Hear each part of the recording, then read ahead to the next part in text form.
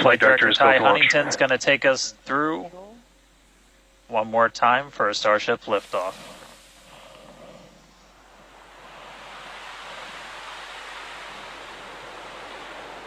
T-minus 15. 10, 9, 8, 7, 6, 5, 4, 3, 2.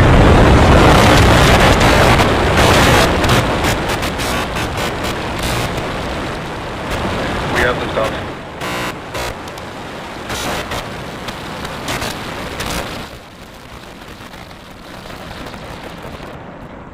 Vehicle is pitching downrange.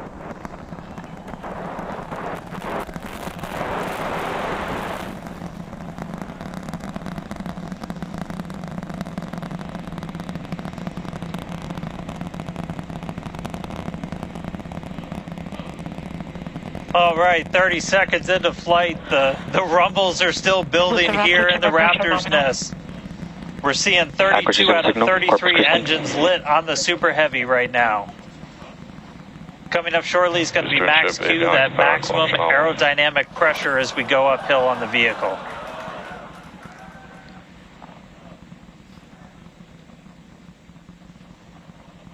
Max Q. All right, we just passed through max Q, so we're going to continue on up. We still have about a minute and 30 seconds until we get to stage separation. Starship now flying faster than the speed of sound.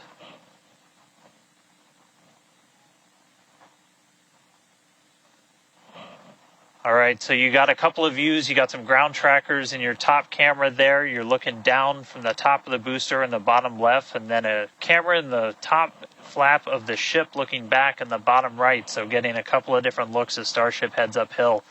Once we get the hot staging, a lot of things happen all at once simultaneously.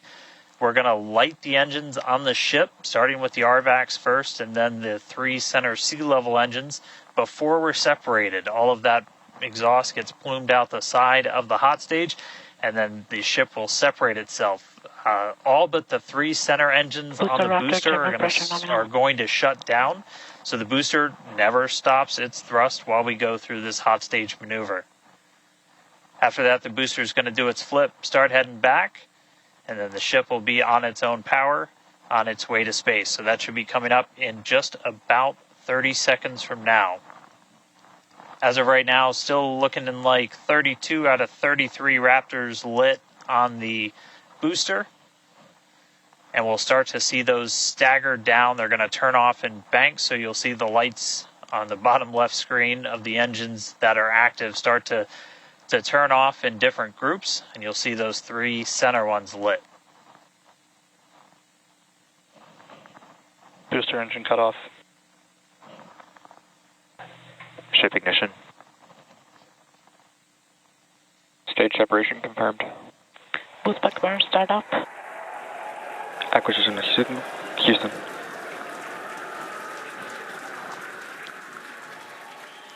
Hot stage confirmed. Ship under its own power. Booster boosting back. Looks like all 13 are lit. Kate, we got a booster on the way back to the Gulf and a ship on the way to space. Acquisition signal. Stennis. Ship chamber pressures are nominal. Ship power and telemetry nominal. All right, the first stage currently performing the boost back burn. This is expected to last a little over 1 minute. This propels the booster back toward the coast, taking it to a landing in the waters of the Gulf of Mexico. As you can see on your screen in the bottom left-hand corner, we were only using the 13 center engines from here on. Boost back burn shut down. Heard confirmation there of good boost back burn shutdown. Stage 2 tank pressures are nominal.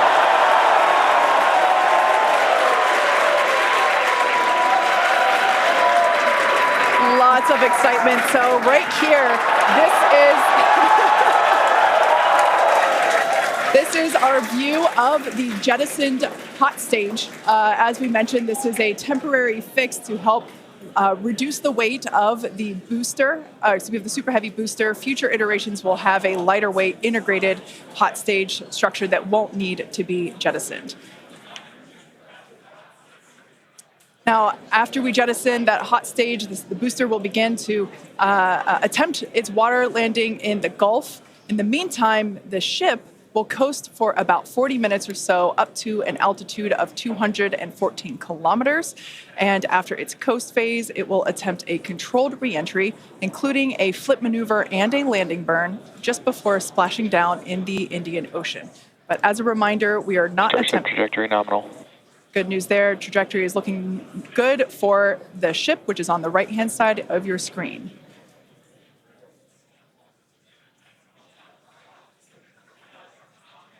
At this point in time, as you can see, we have no engines lit on the booster. It is coasting back toward the Gulf of Mexico for a water landing and ship under power of all 6 Raptor engines. There's 3 sea level and 3 vacuum Raptor engines that are lit, as we can see on your screen.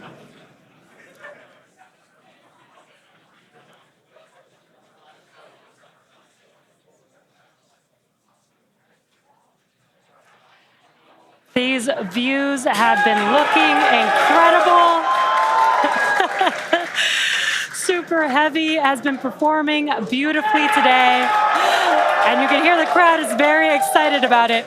As a reminder for Booster, the primary goal today is to do a landing burn and a splashdown in the water. And we are just about 30 seconds away from that landing burn expecting to begin. And an incredible view from the forward portion of the booster. This is basically on top of the Super Heavy booster where we have jettisoned that hot stage. So now we can see this incredible view of Earth as it's making its way back down to the Gulf of Mexico. Right now, the booster is using the 4 hypersonic grid fins to guide itself through atmospheric re-entry. And we are expecting that landing burn here.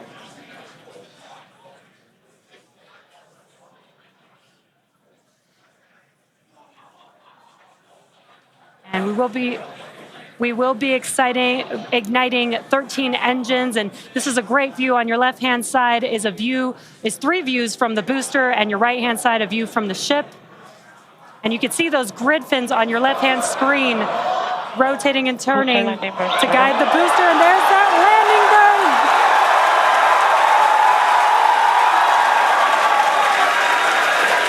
That landing burn just begun, and you can see the water below.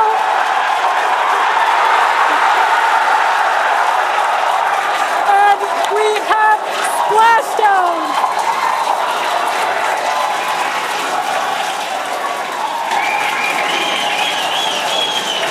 What an incredible sight.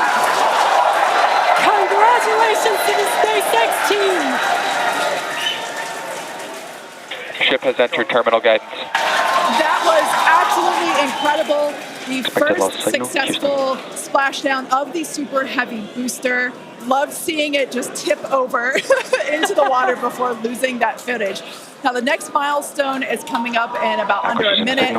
Ship is going to shut off its Raptor engines, Ship engine cut off. which we see right there. As we mentioned before, today's test flight is not an orbital flight, but rather one that demonstrates the Starship's orbital capability.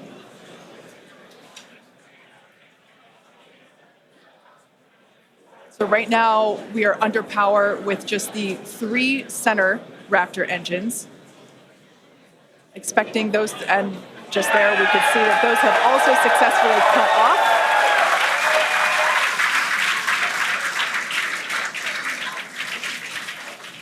Ship FDS is saved. What an incredible... Nominal orbit insertion. Oh, there's great news there. The call out we were hoping to hear. Amazing views once again from Starship. We have our second Starship in space. These live views being brought to us by Starlink, which is on board the ship. Dan, what an incredible view we have once again. So exciting. We got another ship in space. I'm I'm like still jumping up and down. I'm Expected like, loss signal. this whole building was going absolutely insane when we saw the booster hit the water. I mean, wow. Congrats to everybody that's just been putting in insane amounts of hours on everything to make this thing a reality. And I feel like every single time we do one of these, we're seeing something wildly new. We got to see the hot stage jettison and the booster in the water. But just to recap real quick over everything that's happened. So we lifted off at 7:50 a.m. only 9 minutes ago. How has it only been 9 minutes? 7:50 a.m. Central at 12:50 UTC.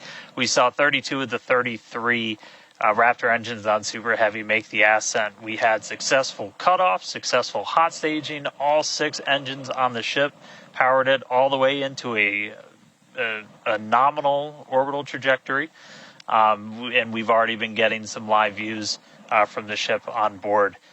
After that, the booster was able to do its boost back burn. Oh, this looks like we're actually getting some views from the ground still, potentially from Florida, of the ship as it's up there. That's a view from some of our tracking cameras on the ground in Florida.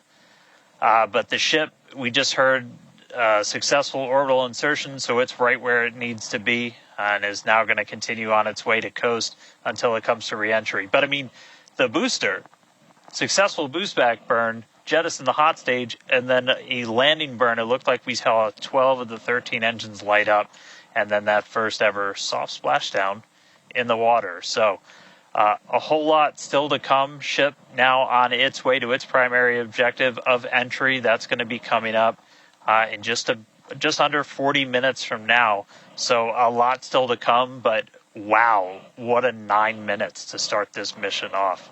So can't wait to see what entry is going to show us, but that launch was incredible. Back over to you, Jesse and Kate. Wow. I am still trying to catch my breath here. That was some incredible views that we have never seen before. It has been nonstop since liftoff, and with the booster having completed its job for the day, we're going to take a short break for about the next 28 minutes, and we'll return while we're going to take a break while the ship is continuing to coast before re-entry. Exactly. As with Flight 3, Starlink may enable us to talk with the ship through re-entry with no communication blackout. We are still testing Starlink during this phase of flight, so of course nothing is certain. However, if we do have views, we will be sure to bring those to you live. Views such as the one, that we had. Well, of course, because I said it went away. So we will try to bring those to you live. Exactly. Views or no views, we'll see you back here at T plus 40 minutes for coverage of Starship's re-entry, flip maneuver, landing burn, and splashdown. Expected loss signal, Key West.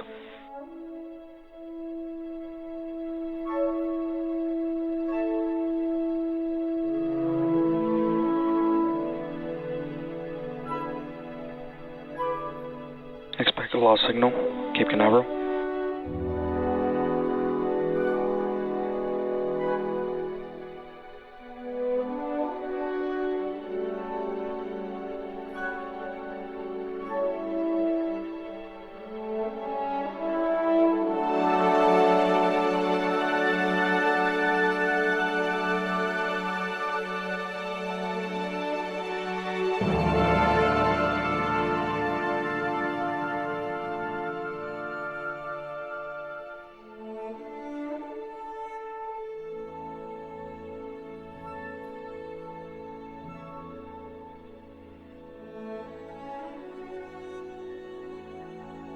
Acquisition signal, Puerto Rico.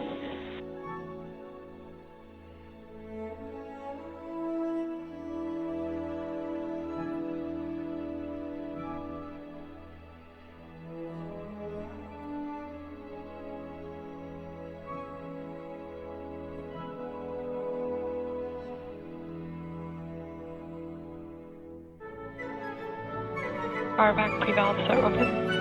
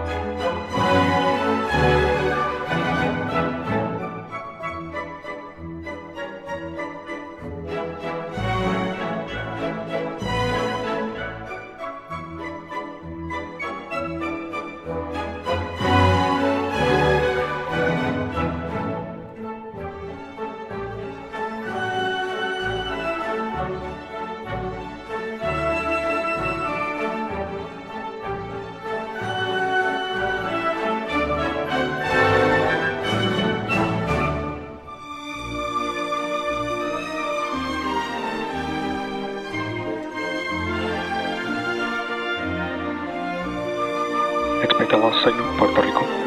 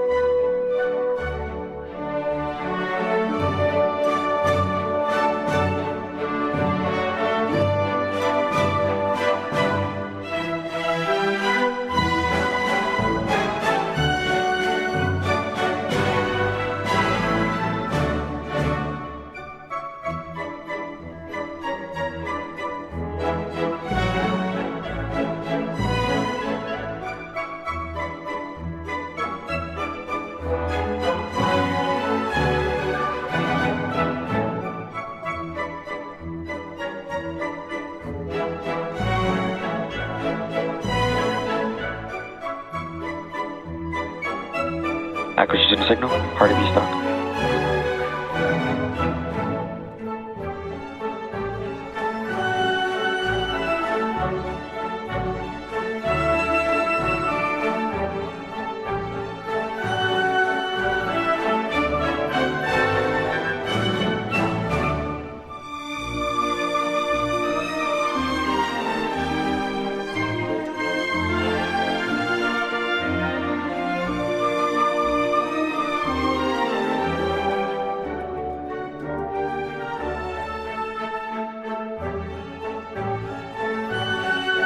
Starship is slowing to entry attitude.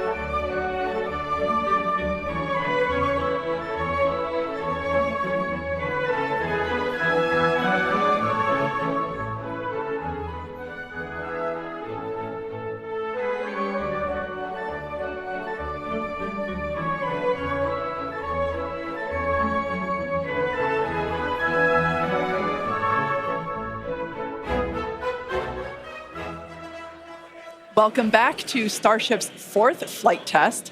It has been an exciting day so far. We had an on-time liftoff of 7:50 a.m. Central Time, followed by successful hot staging, stage separation, jettisoning of the hot stage structure, an epic super heavy booster landing, water landing in the Gulf of Mexico, the first successful return of the super heavy booster. So that was incredible to see. And right now, the ship is in space. As you can see here by this view, we're looking at one of the flaps of Starship, one of 4. You can actually see a close-up side detail of some of those hexagonal heat shield tiles. Now, coming up around T plus 49 minutes, the ship will re-enter the Earth's atmosphere. As a reminder, the primary goal of today's flight test is for a ship to make it through the extreme heat of re-entry. This is typically a portion of flight where we don't have communications with the spacecraft because it's re-entering at or around orbital velocity, which is about 8 kilometers per second or roughly 5 miles per second. At those speeds, the spacecraft moving through the atmosphere results in friction and creates a plasma field around the vehicle. That blanket of plasma distorts, as you can see, that plasma blanket, which you can kind of see here, distorts communication frequencies, so we're left with a brief blackout in communication.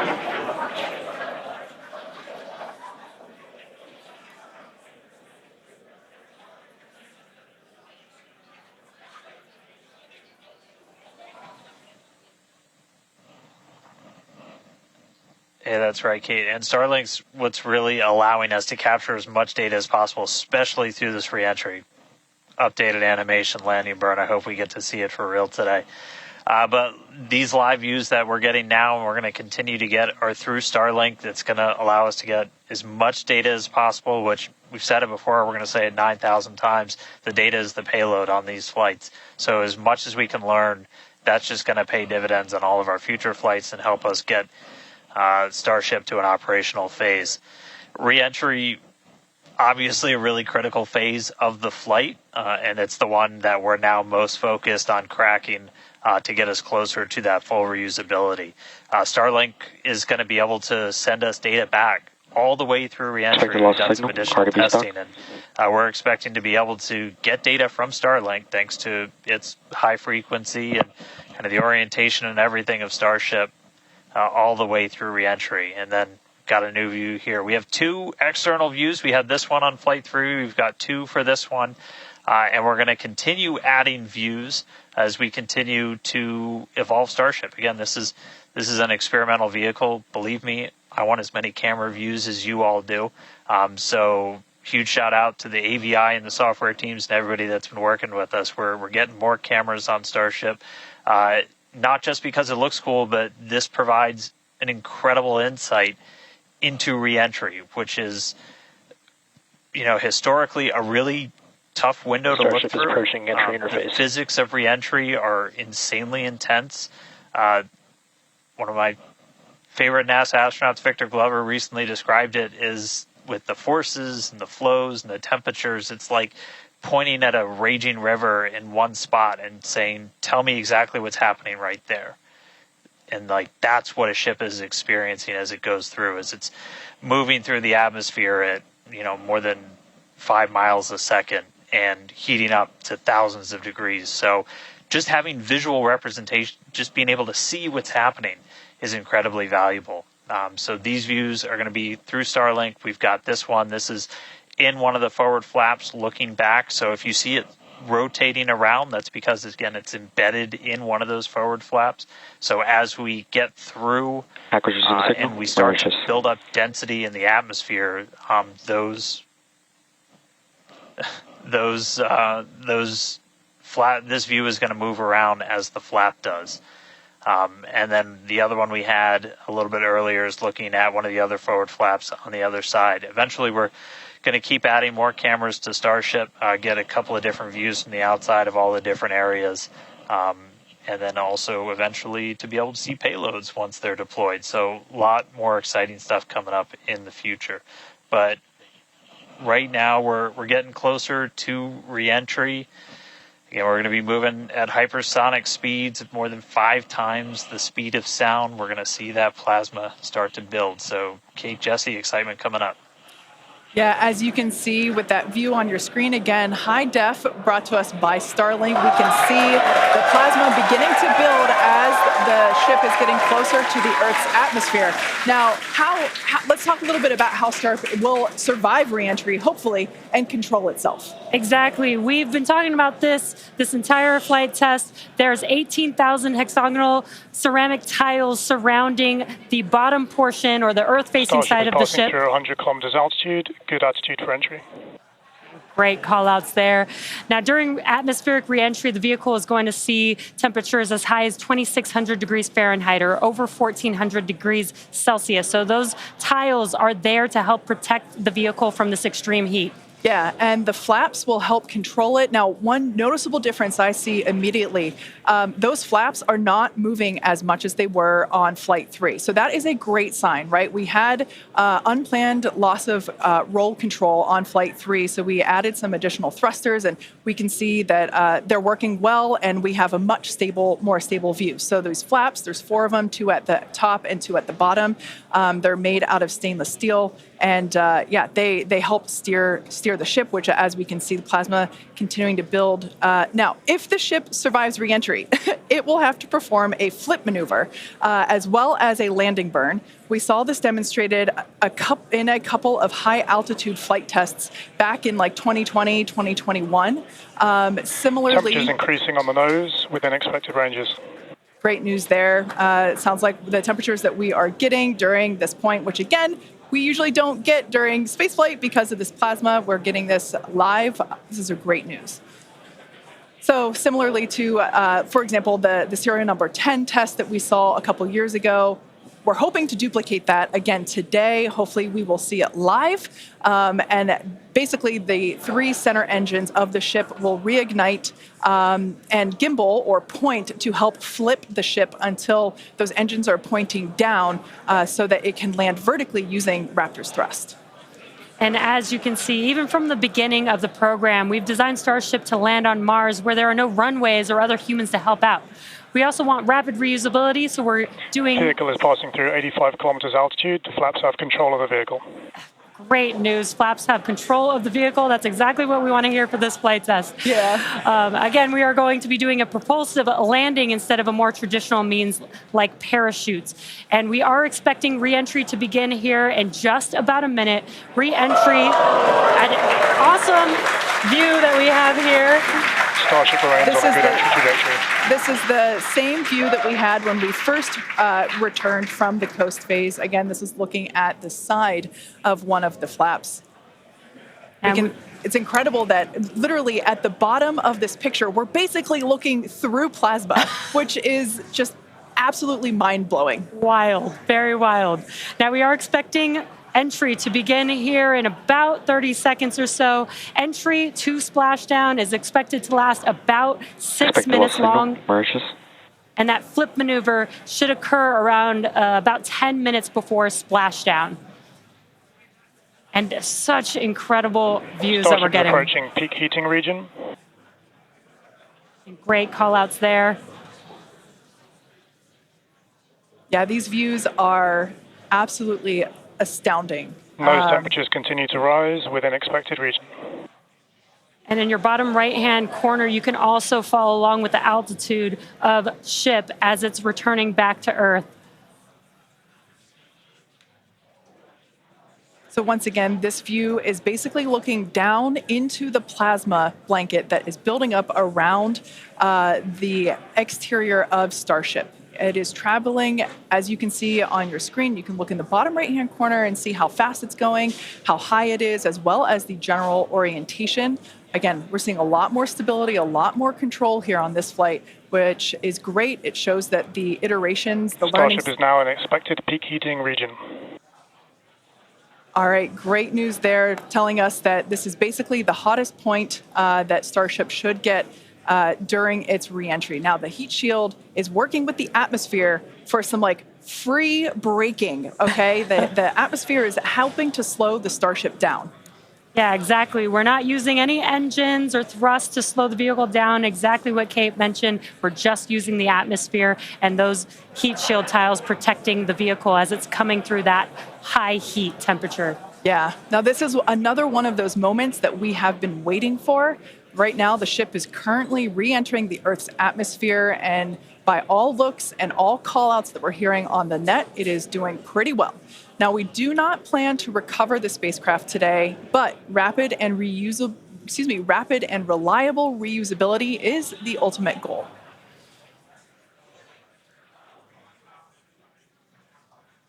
And just pausing to just take in this incredible new and different view that we're seeing. We did get a similar view in Flight 3, but again, the vehicle did lose a little bit of its control, attitude control, and this is a very stable view. This is great. This is exactly what we want, and we are hearing that we're getting expected call-outs. Mm-hmm. Absolutely. Starship is seeing half a G of acceleration, remains on a good entry trajectory. You know, it's incredible to look at this photo and wonder, wait, is it real? Is it frozen? We can see so I was just going to say Those temperatures have stopped increasing. Oh, that is great news. The temperature is no longer building. But I was saying, we have a little bit of indication there. We can see that streaking that occurs and tells us that this is indeed a true view. So once again, we are looking basically through the plasma that is building up around the exterior of the ship. And I still cannot get over that we are getting a live view of re-entry right now, live on your screen. Again, we've said this over and over, but all thanks to Starlink. We are able to use Starlink in space, which we're getting this incredible data. And not only just the data from the sensors, but getting live imagery of what is actually happening, which is great, which we've never been able to do live before. Right. Now, just a quick future outlook here. So in about, let's see, at T plus about 1 hour and 2 minutes, we should hear a call out for entry transonic. That means that the ship is going near the speed of sound. And then about a minute after that, we'll hear another call out saying entry subsonic, meaning that the ship is going below the speed of sound. So these are all continued indications that the atmosphere, right, as the ship comes back down, it is getting through the more dense part of the atmosphere, and that atmosphere is helping to push against the vehicle, and those heat shields are protecting the vehicle during this high heat period.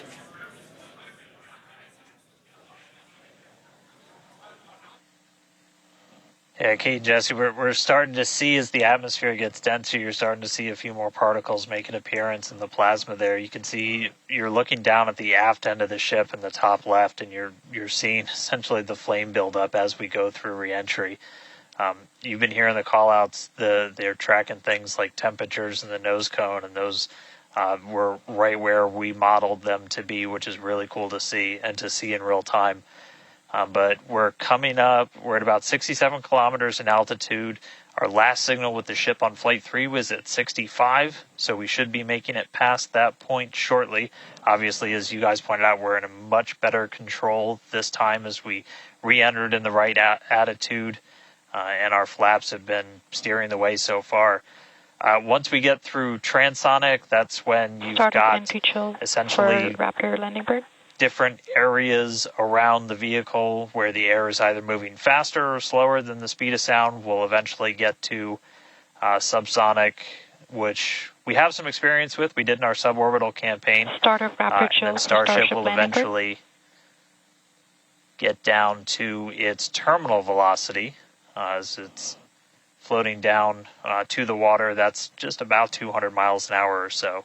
We are hearing that we're starting to chill some of the engines as we are, if we make it all the way down to the water, still going to attempt a landing burn, but still a ways to go. We're at about 64 kilometers in altitude right now. We made it through what's expected to be the peak heating, but now we're going to start encountering increased pressures as the atmosphere gets thicker and thicker.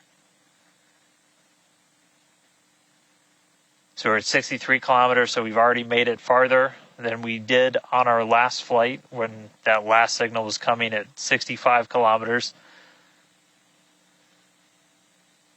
So again, what we're really looking at here is the performance of the heat shield, of the flaps, of the seals in the flaps. There's just a whole bunch of different areas that we're keeping a really close eye on as we re-enter.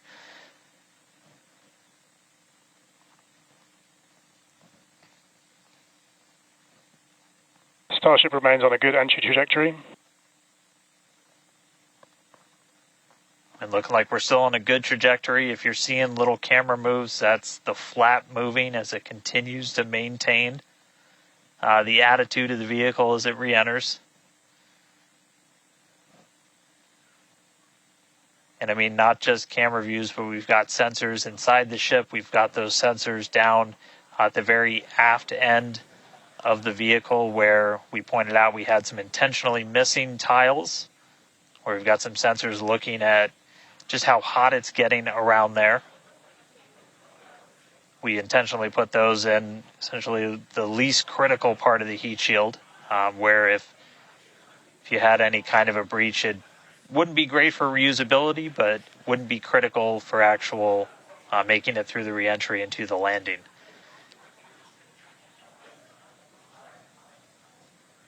"58 kilometers, we're continuing to descend. Again, right now we are over the Indian Ocean. We're actually getting closer and closer to that expected splashdown point, which is just to the off the northwest corner of Australia.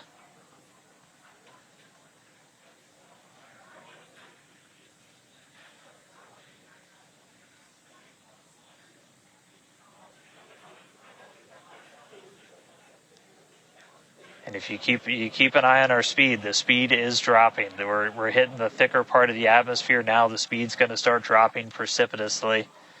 We're going to start getting to transonic pretty soon, and then after that we'll get into subsonic, where we're moving less than the speed of sound. But wow, what a light show so far!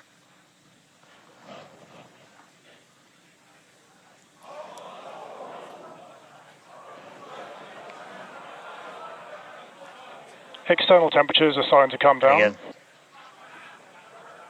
this camera view is looking right at one of the forward flaps. And we're strategically putting some cameras around the vehicle to just look at the different areas.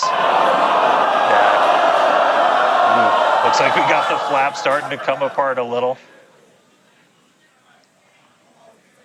Yeah, it does appear that we have a little bit of burn through there. We can see pieces of the vehicle flying off. What a show it has been. It's been like watching Interstellar or something. This is wild to see this, but the ship is still coming down, which is incredible to see. How far can it go? That is the question. Keep your eye on the altitude in the bottom right-hand corner. We're at 54 kilometers right now. Now, ultimately, the data is the payload today. We've been saying it multiple times. Our teams are sitting, reviewing this data live, learning where the hot spots are. As you can see, there's an obvious hot spot there with the flap, and learning how we can improve this design. The goal was to get as far through this high heat re-entry as possible. Ideally, we'd love to make it all the way down and perform that landing burn and flip maneuver, but we may not get that far today. We will see. Again, this is a test, and we are gathering as much data as possible, visual data as well, which we can see here. We are getting a lot of debris covering the camera on your screen, but we can still see some of those sparks and flames from that high heat as ship is making its way back down to Earth. Ship now at 50 kilometers and closing. The good news is we still got, looks like that camera lens just cracked. It's safe to say ship's getting a little beat up, but that's to be expected on a test flight. We are still learning how to improve the ship for total survival and recovery of the high heat reentry. I'm honestly impressed that we're still getting this live view despite how much debris is coming off of this flap right now. The fact that we've got it is good news. And I may have jinxed it. I apologize. Look at that. It's back. We are still going. And the teams here at SpaceX are excited, as you can tell by the cheering behind us. There's still a sizable crowd here at Mission Control Center, Hawthorne. A splashdown is expected in just about 4 minutes from now. And we're still moving. We still have live views. Starlink is doing an incredible job. Maximum entry dynamic pressure. External temperatures are dropping.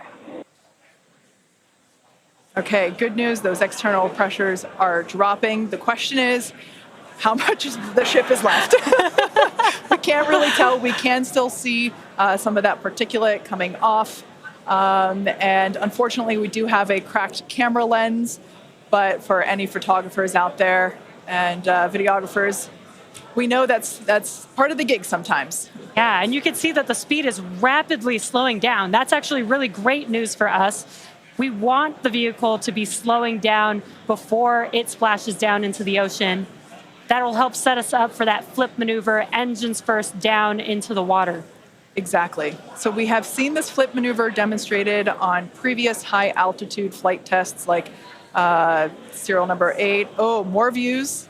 Or I should say, more light coming through the view that we have through that cracked and dirtied lens there. But yeah, so we're hoping that this flip maneuver, that we can pull it off as soon as we get those views back. If we can get them, if the ship is still around, we will bring it back to you. Vehicle has passed maximum dynamic pressure. That is great news. Maximum dynamic pressure being the moment in which the vehicle experiences the greatest amount of aerodynamic pressure. Speed still dropping. We're now at 37 kilometers above the ocean. Just like Flight 3, we are targeting a splashdown in the water in the Indian Ocean. And we don't have a live view right now, but because we're still getting data and telemetry, that does tell us that ship is still doing okay, at least. And there we got that live view back. The crowd very excited to see that view, despite not being able to see very much. The fact that it's there tells us the ship is still alive. Yes, and for collecting data, continuing to collect data as we get closer and closer to Earth. Yes, now 30 kilometers, now 29 above the Indian Starship is Ocean. at 30 kilometers altitude, Mach 2. Sounds like the vehicle's traveling, as we just heard, Mach 2, which is, looks like we might, I thought maybe it might clear up. It is a little bit, now at T+1 hour, 3 minutes and 13 seconds into Starship Flight 4, hoping that the ship can hang on. It's probably potentially hanging on by a couple of bolts and threads, but it's still going, and that is excellent news. That deceleration is looking incredible. We're about to go under 1,000 kilometers per hour. Yeah. Starship is at 20 kilometers altitude. Now, keep in mind that even though we can't see anything, the data itself is what we really are. Starship is subsonic. Subsonic, they're telling us it's traveling below the speed of sound.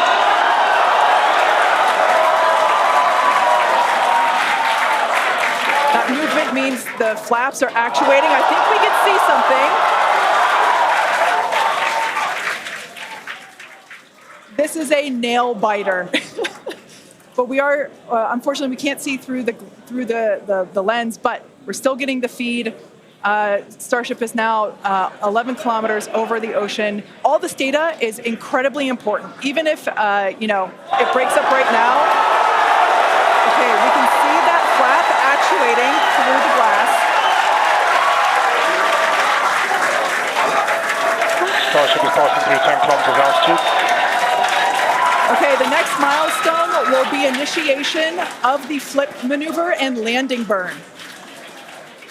Keep an eye on the bottom right corner of your screen for those 3 center engines to relight. They will gimbal or angle so that the ship flips itself back up vertical and hopefully lands in a vertical position.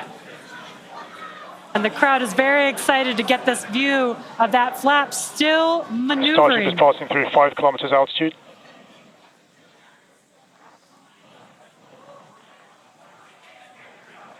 This is incredible. We're getting very close to splashdown. These fireflies are such a good sign of life right now. We wish we could see more, but we'll take it. Starship is at 2 kilometers altitude, terminal velocity.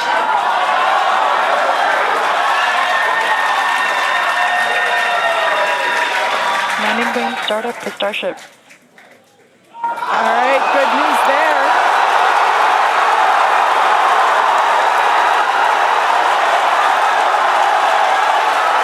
Nominal chamber pressure. Landing board startup.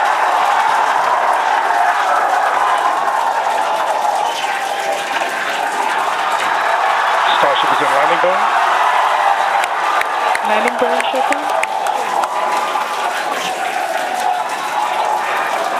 The landing burn shutdown was commanded.